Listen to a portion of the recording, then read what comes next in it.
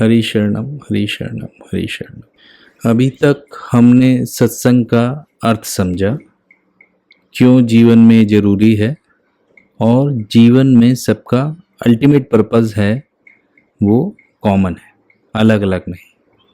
और ultimate purpose जो है वो है अपनी वास्तविक ज़रूरत को पूरा करना। जीवन की वास्तविक ज़रूरत है कि हम सदा के लिए निर्भय यानी फियरलेस, निश्चिंत, वरी फ्री, बर्डन फ्री, विकार रहित, मतलब free of all negativity and mental patterns that cause suffering. जो नेगेटिविटी, जो सेल्फ डिफीटिंग पैटर्न है हमारे मन में, जो गहराई में जमे हैं, इनमें हम फंसे नहीं और इनको समझें और इन पैटर्न से ऊपर उठ जाए।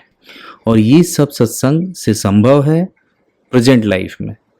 उसका एक बार ठीक से निर्णय हो जाए तो समझो 15 आने काम हो गया।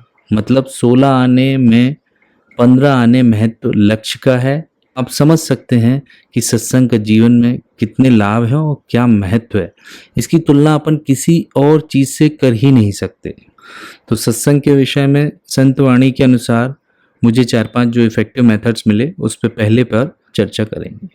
इसमें सबसे पहले है व्यक्तिगत सत्संग, पर्सनल सेल्फ लर्निंग। इसमें खास करके कुछ इम्पॉर्टेंट साइकोलॉजिकल और स्पिरिचुअल पॉइंट्स हैं, उन पर ध्यान देना जरूरी है। उनके बिना इसका महत्व हमारे चित्त में बैठेगा नहीं, और जिस चीज़ की इम्पोर्टेंस नहीं आदमी समझता तो उसको जीवन में उतारना बहुत मुश्किल हो जाता है। तो इसमें पहली चीज़ तो है कि एक थोड़ा मेंटल स्टेट ऐसी हो कि फुर्सत हो। कोई क्रिया का या कोई एक्शन के दिमाग में सोच लेते हैं तो एक फॉग सा रहता है ना, तो उसी में ही एक वो अपनी खोपड़ी पे सवार रहता है, एक वेग रहता है उसका। तो उस मोड में ना हो, तो इसलिए जनरली सजेस्ट किया जाता है कि कोई कार्य के पहले या कार्य के बाद में, तो उसके बाद एक स्वाभाविक रूप से एक विश्राम की थोड़ी सी अवस्था आती है, एक रिलैक्सनेस होती है। तो उस टाइम पे करें इस चीज़ को।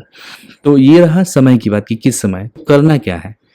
करना ये है कि उसे अपने को थोड़ा समय देना है, और समय देने के बाद अपने को सामने रखकर अपने ही समझ से, अपने ही विवेक से अपने दोषों को देखने की कोशिश करनी है।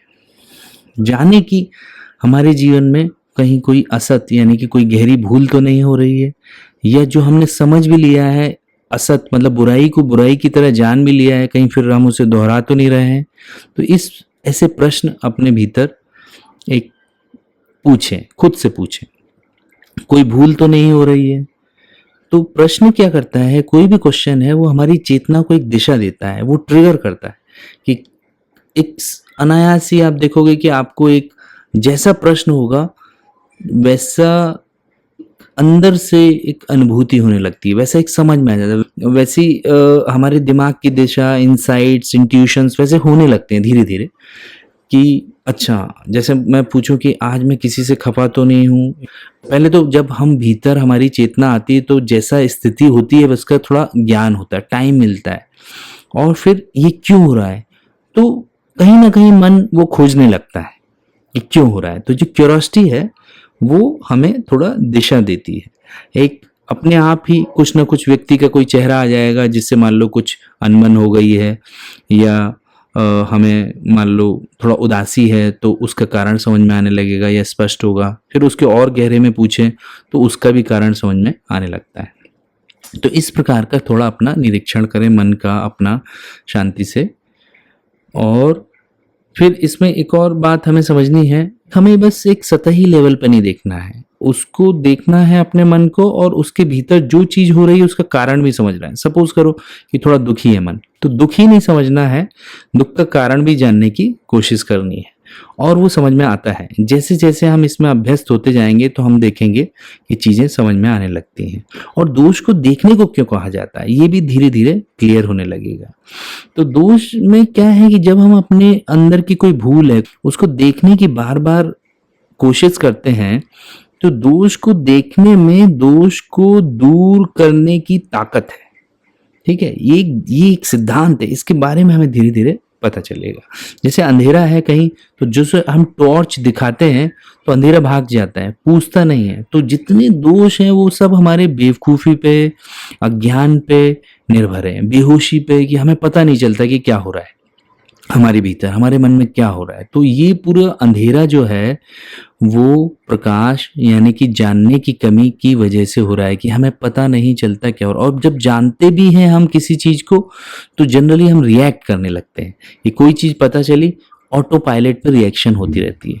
तो ये चीज़ हमें धीरे धीरे एक समझ में आएगा जब हम समय निकालेंगे और खुद पर ध्यान देंगे और उसके मूल में क्या है, कहाँ से ये ड्राइव हो रहा है, और उसके पीछे इरादा क्या है, और एक जो सेंटर में थॉट है वो क्या है। तो उसकी जड़ में जनरली हमने देखा है, अब मैं अपने अनुभव से बोलूँ तो कुछ ना कुछ कामना या कुछ ना कुछ इच्छा रहती है। ऐसी चीज़ें होती हैं जो हमें पसंद नहीं आती, जैसे कुछ फियर है या कुछ वरी है या चिड़चिड़ापन है या उदासी है, तो कोई ना कोई आग्रह या कहीं ना किसी से कुछ कॉन्फ्लिक्ट हो गया इमोशनल, तो उसके बाद में ये चीज़ होती है। ये हमें धीरे धीरे पकड़ में आने लगेगा कि दोष भी दिखने लगेगा, दोष के पीछे की वजह दिखने लगेगी, यानी कि दुख दिखने लगेगा, दुख का कारण समझ में आने लगेगा। तो हर दोष में हम किसी न किसी सुख लेने की आदत में पड़ गए हैं, ये एक और चीज़ है जो ऑब्जर्वेशन में आने लगती है। ये एक पैटर्न सा पड़ गया है, वो पैटर्न देखने से बार बार पकड़ में आने से कमज़ोर होने लगता है। उससे जुड़ी जो सुख की एक आसक्ति है, क्लिंगिंग है, वो भी गलने लगती है, क्योंकि हम जानने लगते हैं कि ये सुख तो बहुत थोड़ी देर का मिला, इससे जुड़ी आफत बहुत है, या ये सुख भी थोड़ा टेम्परेरी है या नकली है, बड़ा शॉर्ट टर्म गोल है ये, इसमें लॉन्ग रन में कुछ नहीं मिल रहा है। तो ये देखा जाए तो ये बहुत ही काम की बात हुई, हमें अपने दुख, चिंता, परेशानी की खबर भी मिली और उसकी शुरुआत, उसके कारण का भी ज्ञान हुआ। तो दो लेवल के यहाँ हमें ज्ञान सिर्फ इंट्रोस्पेक्शन से, सिर्फ अपने को समय देने से हो रहे हैं, जो कोई दूसरा हमें नहीं बता सकता। तो हम नेचर के करीब आ गए, हमें समझ रहे हैं कि देखो भीतर ही एक माइंड बड़े सिस्टम से चल रहा है। एक जैसे बाहर के गुरुत्वाकर्षण बल या कई नियम हैं, ऐसे भीतर भी हमारे मन के लिए भी नियम है कि हर चीज, हर भाव, हर जो चित्त में जो भी एक उठ रहा है वो किसी न किसी कारण से उठ रहा है, उसका कुछ ना कुछ कारण है। तो ऐसा हमें सिस्टम समझ में आने लगता है, हमें एक श्रद्धा होने लगती है कि भीतर एक सुपर इंटेलिजेंस सिस्टम है, सब कुछ ऐसा रैंडम नहीं चल रहा है कि कोई दूसरा हमारे दुख का कारण है। ये एक बहुत ही स्ट्रॉन्ग और पावरफुल इंसाइट होने लगती है कि हम खुद ही अपने जो प्रॉब्लम्स हैं, जो परेशानियां हमने खड़ी की हैं, उसके हम जिम्मेदार हैं। बाहर वाला ये दिख रहा है कि उसने ऐसा किया या ऐसा हुआ, लेकिन अंदर में हम स्वयं ही जानने लगते हैं कि दुख किस वजह से हो रहा है, हमारे किसी आग्रह से, हमारे किसी कामना से, हमारे किसी सुख में क्लिंगिंग से, या कोई कंफर्टेबल पॉइंट है, कहीं ये है। तो जो जोन है हमारे कंफर्ट का, वो जैसे डिस्टर्ब होता हुआ इनसिक्योर फील होते हैं, तो उसकी वजह से ज़्यादा किसी के व्यवहार उसको ट्रिगर कर सकता है। लेकिन मेन चीज़ हमें समझ में आने लगती है कि दुख का कारण बाहर नहीं, भीतर ही है। इस तरह से हमें प्रकृति के एक बहुत ही महत्वपूर्ण प्रिंसिपल का अनुभव के लेवल पे जानकारी हो जाती है कि दोष भीतर है, दोष का कारण भी भीतर है, दोष के लिए हम ही जिम्मेदार हैं।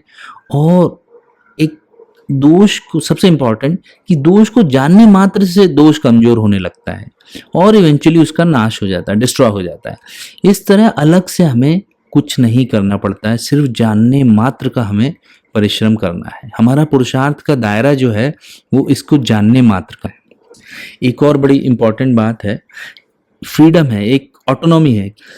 किसी भी बात की, किसी भी बाहरी उसकी डिपेंडेंसी नहीं है। जो हमारा अंदर की नॉलेज है या समझ है, वो विवेक शक्ति तो भगवान ने दी है, सबको प्रकृति ने दी है, तो उसका ही एक सही इस्तेमाल करना है और उससे हम ये चीज़ इंडिपेंडेंटली पूरी एनालिसिस और उसका डेरिवेशन, उसका कंक्लूज़न हम निकाल सकते हैं। हमें इसके लिए किसी के मार्गदर्शन लेने की ज़रूरत नहीं। तो ये हुआ हमारा एक स्वाधीनता वाला तत्व इसमें।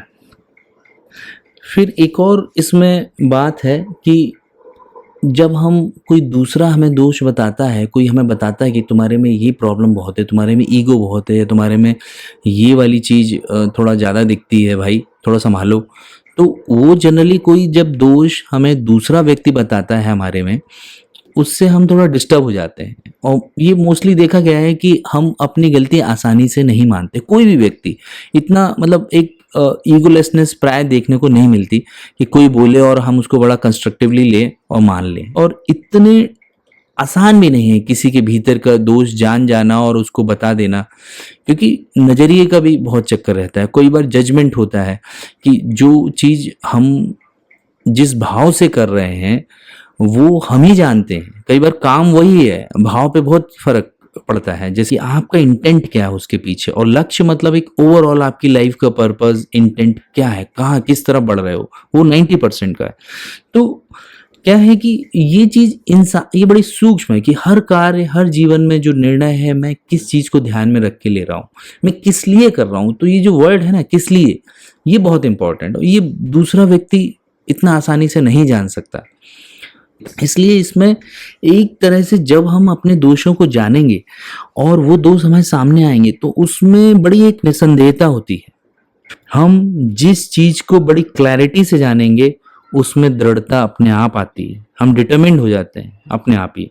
तो निसंदेहता से दृढ़ता अपने आप आती है। तो जिस चीज में हम दृढ़ हो जाते हैं, तो जो बिलीफ हो, जो चीज जानी है हमने, तो उसमें यदि हम दृढ़ हैं तो वो जीवन में भी उतर जाती है। तो ये एक निसंदेहता वाला एलिमेंट भी इस प्रोसेस में काफ़ी स्पष्ट रूप से देखने को मिलता है।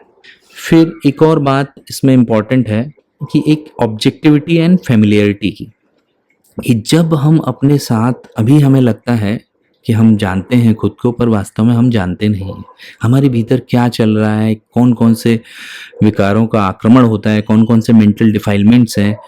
तो जो इम्प्योरिटीज़ हैं माइंड की, उनसे हम बहुत फेमिलियर नहीं हैं। तो इसमें क्या होगा कि हमारी फेमिलियरिटी बढ़ने लगेगी, और जितनी जितनी फेमिलियरिटी बढ़ती है तो हमें उनको जल्दी पहचान जाते हैं, जल्दी पकड़ लेते हैं कि उसका हमारे शरीर पे क्या प्रभाव हो रहा है।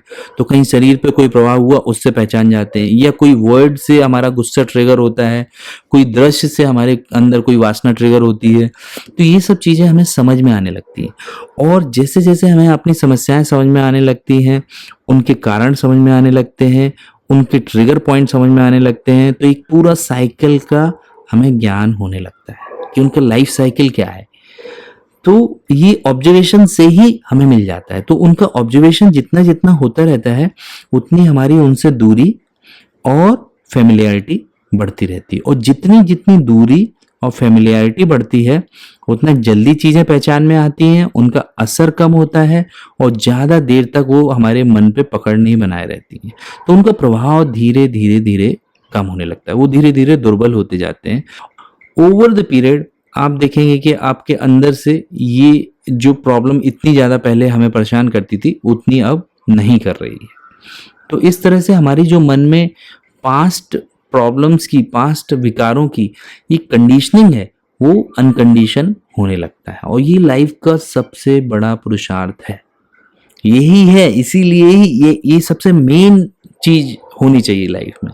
जाने अनजाने हमें ऐसे कार्यों में धकेलती है जिसमें हमें बाद में पछताना पड़ता है, और दुख के कारण वो बनते हैं। तो उनकी भी नॉलेज होने लगती है, उन कंडीशनिंग के, और वो अनकंडीशन होने लगते हैं। तो ये एक हमारी ऑब्जेक्टिविटी एंड फेमिलियरिटी एस्पेक्ट की बात हुई। अब एक और आखिरी पॉइंट लेते हैं इसमें, जो कि बहुत ज़रूरी है, कि जब जब हमें दोष दिखे अपने, तो घबरा ना जाए कि ये हमसे दूर है और हमारे में नहीं है। तो उससे जो आइडेंटिफिकेशन हमारा होता है, कि जैसे मेरे को क्रोध बहुत आता है, अब कोई क्रोध पे बात करता है तो उससे भी मेरा ट्रिगर पॉइंट हो जाता है, क्योंकि मुझे क्रोधी प्रूव किया जा रहा है, और मैं खुद भी अंदर से जानता हूं कि मैं क्रोधी हूं, मेरा क्रोधी स्वभाव है। तो ये जो मेरापन है, एक जो इस विकार से भी एक आसक्ति है कि जुड़ी है, कि इससे जो अपनापन है, मेरापन है, ये भी तोड़ना जरूरी है।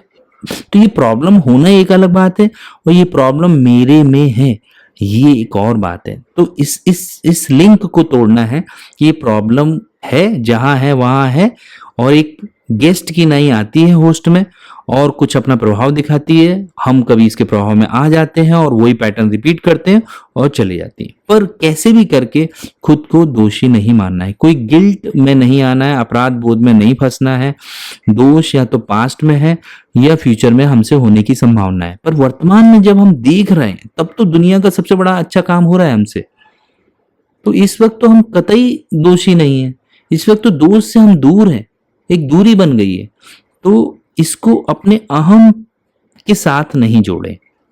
तो जैसे जैसे हम इसे खुद से नहीं जोड़ेंगे और इसे अटेंशन रूपी सप्लाई नहीं देंगे तो ये दोष दुर्बल होते जाएगा। और ये एक गेस्ट है, इसे आने जाने वाला मानना है और खुद से नहीं जोड़ना है कि ये मुझ में नहीं है। ठीक है, तो ये एक खुद को दोषी नहीं मानने वाली बात हुई। तो ओवरऑल ये व्यक्तिगत सत्संग की रूपरेखा हुई कि इसे कैसे करना है, किस समय पे करना है, मन में थोड़ा रिलैक्सनेस हो। ये जो मुख्य बातें हैं उन पे विशेषता से ख्याल रखना है। एक बार में ये नहीं आएगा, धीरे धीरे धीरे गलतियां होंगी, फिर फंसेंगे, फिर समझेंगे क्या गलतियां हुई।